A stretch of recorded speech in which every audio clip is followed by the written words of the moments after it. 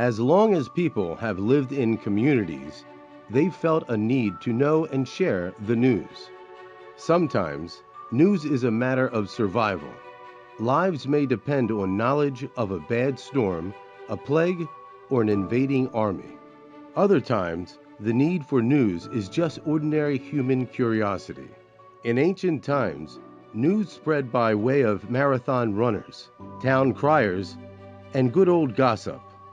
Later, handwritten pamphlets made the rounds from merchant to merchant. Then Johannes Gutenberg invented the printing press in 15th century Germany and made mass printing possible. Early European newspapers, like the Weekly News and the London Gazette, informed people about battles, government rulings, and other important goings-on. In colonial America, the forerunners of modern American newspapers first appeared in the early 1700s. The articles in these papers were not always factual. Instead, they aimed to sway public opinion, for example, for or against the American Revolution.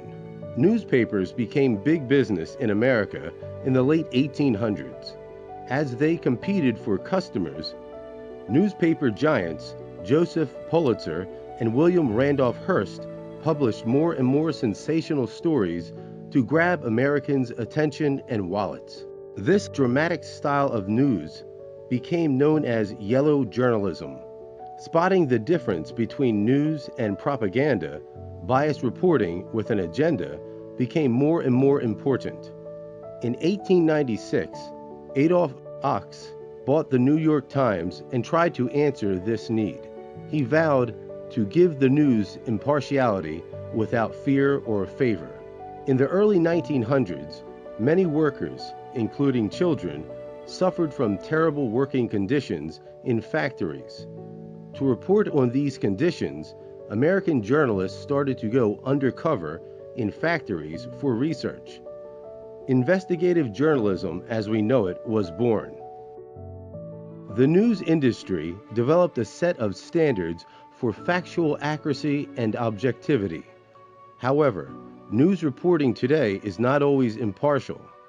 News publishers still sometimes feel the need to choose sides in important conflicts and debates. However, reputable newspapers clearly separate news reporting from opinion pieces. Good news reporting remains just the facts.